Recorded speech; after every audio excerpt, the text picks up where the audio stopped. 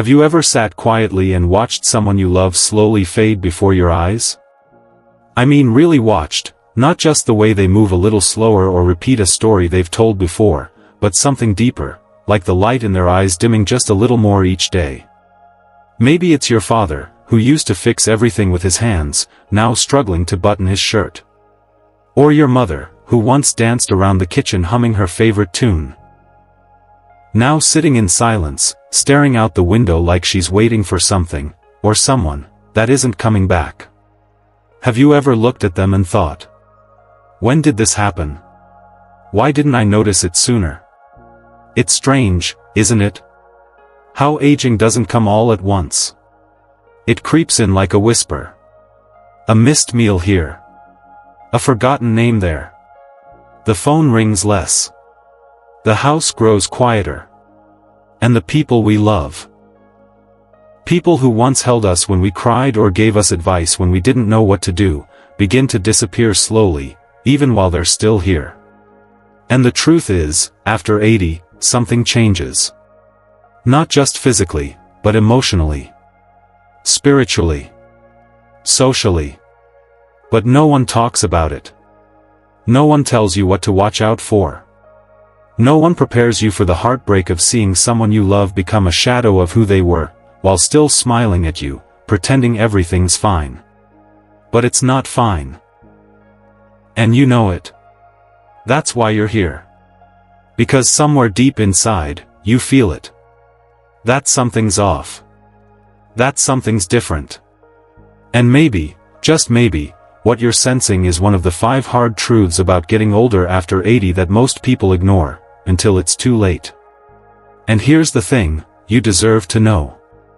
Not just so you can understand what's happening to them, but so you can be there for them in the ways that actually matter. Ways that bring peace, comfort, dignity. Because love, in the end, is about noticing what others miss. So, in this video, we're going to talk about 5 eye-opening realities, truths that are rarely spoken out loud, but felt by millions of seniors every single day. Truths that might just explain the silent struggles of your mother, your grandfather, or maybe even you. And by the time we're done, you won't just understand the changes that come after 80, you'll know what to do about them. With compassion. With wisdom. With love. So, before we dive in, let me ask you to do something simple. Comment, "I'm here," if you want to learn the truths no one else will say out loud. And don't forget to subscribe to Elderly Wisdom Guide, because this is where we have the conversations that actually matter. Alright, let's get into it. Truth number 1, the disappearing social circle. Let me tell you about Mr. Thomas. He was 85, sharp as ever, still remembered every move from the chessboard. For years, he hosted a weekly chess night at the community center, nothing fancy, just a few close friends, a pot of tea, and laughter that filled the room. It was his routine, his joy, his connection to the world outside his home. But one day, it stopped. Not all at once, of course. First, one friend didn't show. Then another. One moved in with his daughter across the country. Another got sick. And slowly, Mr. Thomas found himself sitting alone at that chess table, waiting. Hoping. Until eventually, the board stayed in the closet. Unused. Forgotten. He didn't stop playing because he lost interest. He stopped because his circle, the people who knew his stories, who remembered who he was before the wrinkles and the walker, began to vanish. And no one talks about what that does to the soul. You see, after 80, social circles don't just shrink, they evaporate. One funeral at a time. One goodbye after another. And what's left behind is silence. Now, loneliness at that age isn't just an emotional ache, it becomes a health risk. Studies have shown that chronic loneliness increases the risk of heart disease, memory decline, even early death. It weakens the immune system, disrupts sleep, and raises stress levels. The body can survive on less food, but not on less connection. But here's the tricky part. Family members often say, well, we visit on Sundays, or we call every few days. And while those gestures mean a lot, they're not the same as having someone your own age who remembers the music you danced to, or the war you lived through, or what it meant to buy your first black and white TV. It's not just about company. It's about being understood. Being around people who get you, without explanation. And that's what disappears first, the comfort of familiarity. So, what can we do? Reconnect them. Not just to people, but to purpose. Encourage community programs that cater to their interests, not just bingo games. Reintroduce them to old friends through phone calls or video chats, yes, even if you have to help dial the number. Ask a neighbor to drop in once a week, or start a mini book club over tea. Help them feel part of something again. Because when someone feels seen, they feel alive. And this is the first truth. But it's only the beginning. Because sometimes, even when they're surrounded by others, they still feel lost. And that brings us to the next truth, one that's often mistaken for just getting older, but in reality, it's something far deeper. Truth number 2, the emotional weight of losing purpose. Let me tell you about Linda. For over 40 years, she ran a small sewing business from her living room. Clients would come and go, fabric samples everywhere, the gentle hum of her old machine singing through the house. She stitched dresses for weddings, uniforms for school children, curtains for new mothers' nurseries. Her hands were always busy, her mind always sharp. But after she turned 82, her fingers started to ache. Her eyesight dimmed. She closed her little shop and told her customers, "I'm done now." No big announcement. No farewell party. Just silence. And soon after, she found herself sitting by the window. Every day. Watching cars pass, kids running by after school. Shopkeepers opening their stalls. But never stepping outside. Never saying a word. Just watching. As though the world had moved on without her. And maybe it had. Because here's the truth nobody talks about. When you lose your routine, your rhythm, your reason to get out of bed in the morning, you begin to lose a part of yourself. You see, purpose isn't something reserved for the young or the ambitious. It doesn't belong only to people with careers or big dreams. Purpose is the quiet belief that your presence still matters. That your actions, however small, still mean something. But after 80, when the kids are grown, the job is gone, and the invitations slow down, many seniors begin to wonder. What am I still here for? And here's where it gets hard. From the outside, it might just look like they're resting. They're quiet. They nap more. They don't ask for much. And we say things like, they've earned their rest, or they're just slowing down. But there's a difference between rest and resignation. One heals. The other hollows. Because when someone stops feeling useful, they start feeling invisible. And invisibility, for the elderly, can be a slow, silent kind of grief. So, what can we do? It doesn't have to be grand. Give them little roles, meaningful ones. Let them fold the laundry.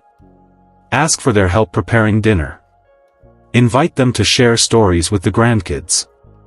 Let them teach a craft, a prayer, a recipe, a song. Let them be your advisor, your storyteller, your steady hand. Because purpose doesn't retire. It simply needs a new way to show up. Help them feel needed again. Not just loved, but useful, in whatever way they can still give. And you'll see the difference not just in their face, but in their spirit. But purpose isn't the only thing that disappears quietly. There's another change, one that creeps in even more subtly, and sometimes, dangerously, without anyone noticing. Truth number 3. Sudden change in sleeping habits. Now let me share something about Grandpa Joe. He was always an early riser. The type who would make tea before the sun came up and sit on the porch listening to the birds. It was his little ritual, his peaceful way to greet the day. But one month, something changed. He started sleeping through breakfast, waking only around noon. Then he'd doze off again mid-afternoon, and stay wide awake until 3 or 4 in the morning. At first, the family shrugged it off. He's just bored. He doesn't have much to do anymore.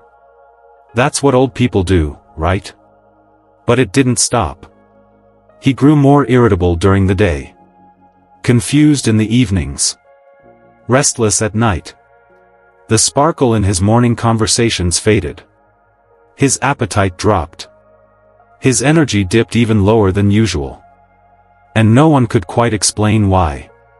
Here's the thing most people don't realize: sleep isn't just rest. It's repair. It's memory. It's balance. And when someone over 80 starts sleeping too much during the day, or can't stay asleep at night, it's not just old age. Yes, sleep cycles naturally shift as we get older.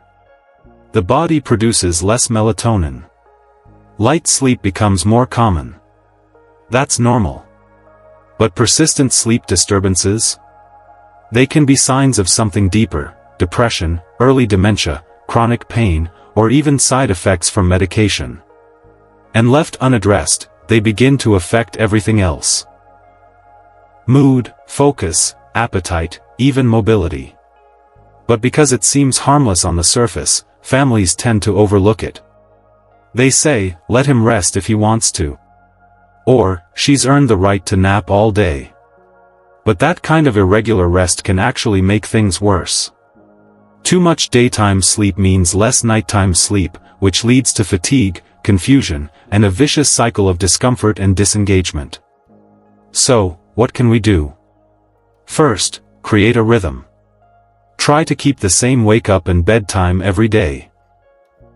Open the curtains wide in the morning. Natural light helps reset the body's internal clock. Encourage short, gentle walks in the early afternoon, nothing too intense, just enough to remind the body it's daytime. Keep the evenings quiet, dim, and free from stimulation like loud TVs or late-night snacks. And if sleep issues persist, don't guess, ask. Talk to their doctor. Some medications interfere with sleep. Others may be needed to help regulate it. Remember, poor sleep isn't just about being tired.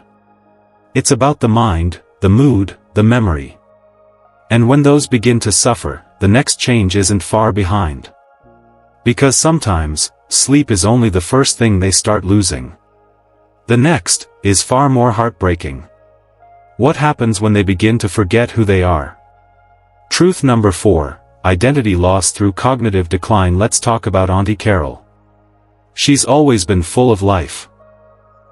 The kind of woman who dressed to the nines just to visit the post office. She had a memory like a vault: birthdays, old addresses, what you wore 5 years ago at your cousin's wedding. She remembered it all. But recently, little things started happening. She began misplacing her purse. At first, it was harmless, left on the couch, tucked behind a pillow. But then her daughter found it in the freezer. And when asked, Auntie Carol just chuckled, "Ah, old age." Everyone laughed with her. Because that's what families do, we laugh it off. But underneath that laugh was something else. A quiet fear. A slow unraveling. Because you see, memory slips happen. We all forget names or where we left the remote. That's normal. But when those slips become regular, when confusion sets in, when once familiar routines start to feel foreign, that's not just aging. That could be cognitive decline. Early dementia. Alzheimer's. A slow fading of the self. And here's the painful truth. When someone starts to lose their memory, they aren't just forgetting names. They're losing parts of their identity. Imagine not remembering how to get to your own kitchen. Or looking at your grandchild and struggling to find their name. It's terrifying. Disorienting. And yet, so often, people brush it off. They say, she's just tired. It's normal for her age. But it's not always normal.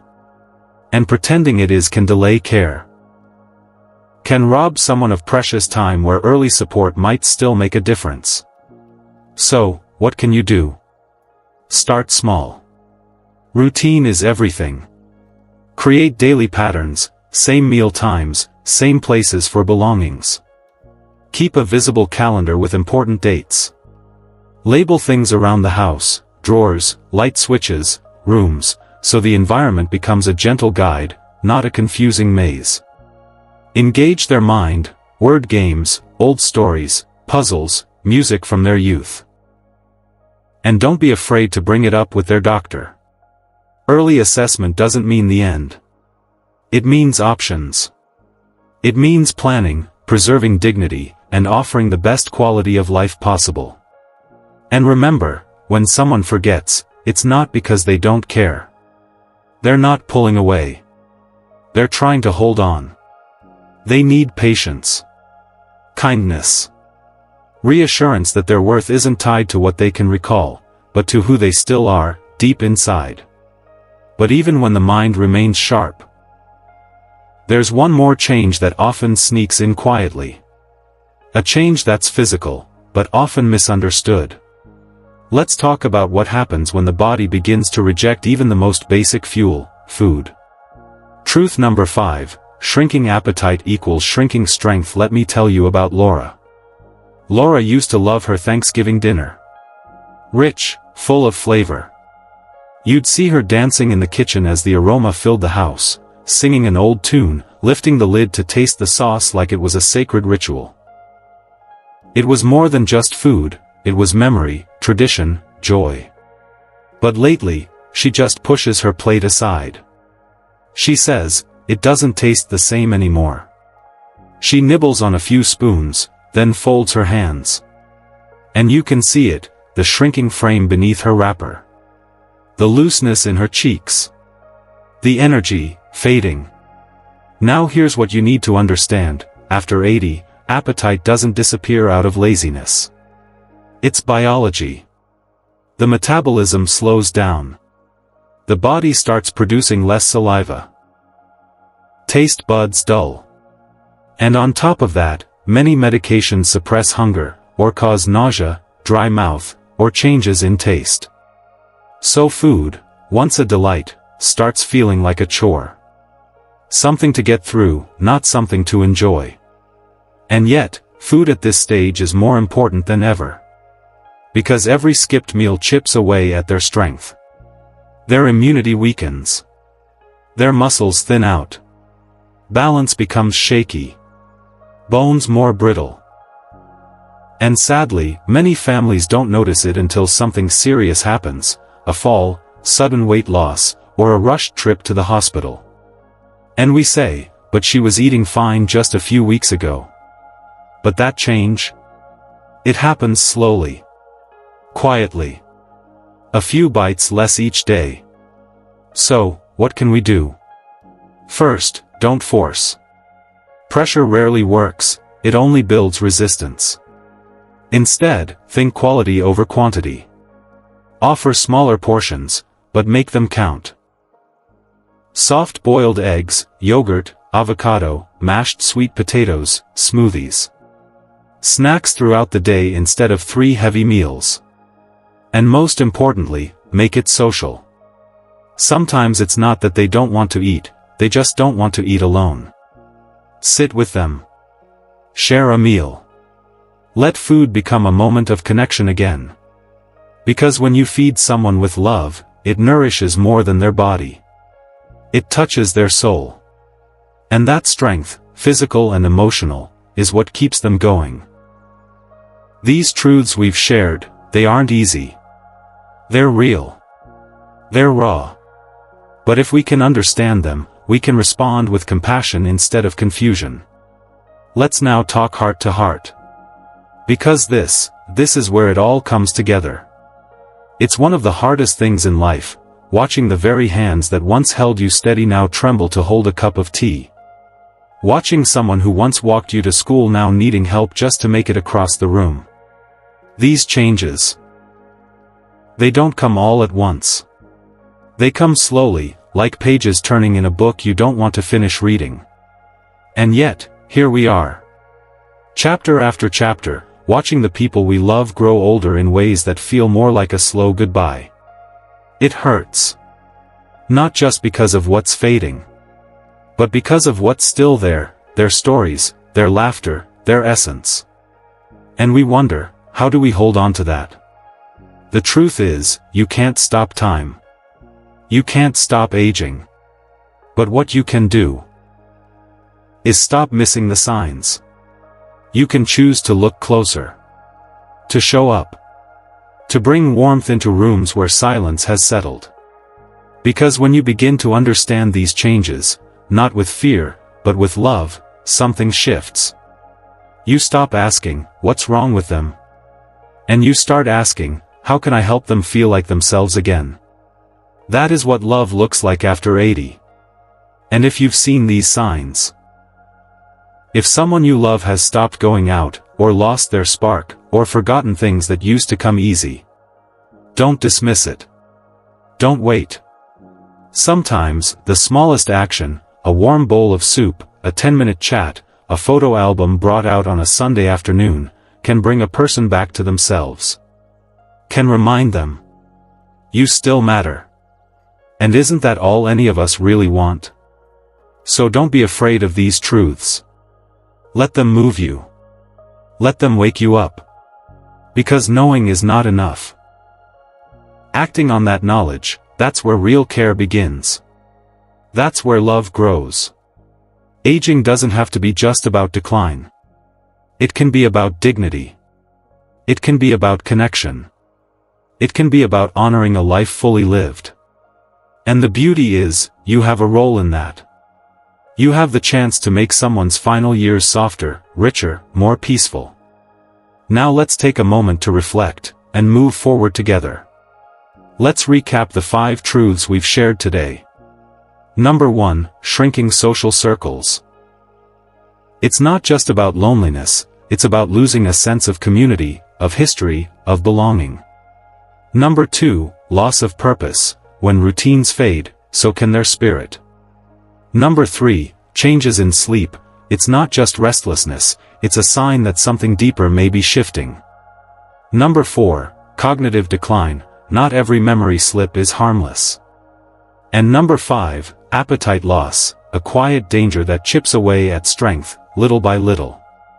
If you notice any of these signs in someone you care about, please, don't look the other way. They're not just signs of aging. They're signs that love and support are needed now more than ever. And I want to hear from you. Have you noticed any of these truths in someone close to you?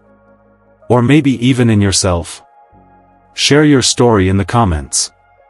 Your experience might help someone else find clarity, comfort, or courage to take the next step. And if this video touched you, if it opened your eyes or reminded you of something you've been ignoring, please give it a like, and subscribe to Elderly Wisdom Guide. Because here, we don't just talk about aging. We talk about understanding it, honoring it, and walking through it with grace. Thank you. Truly, thank you for spending this time with me. For caring enough to learn. For choosing compassion. Stay strong. Stay compassionate. And remember, growing old isn't the end. It's a continuation of legacy.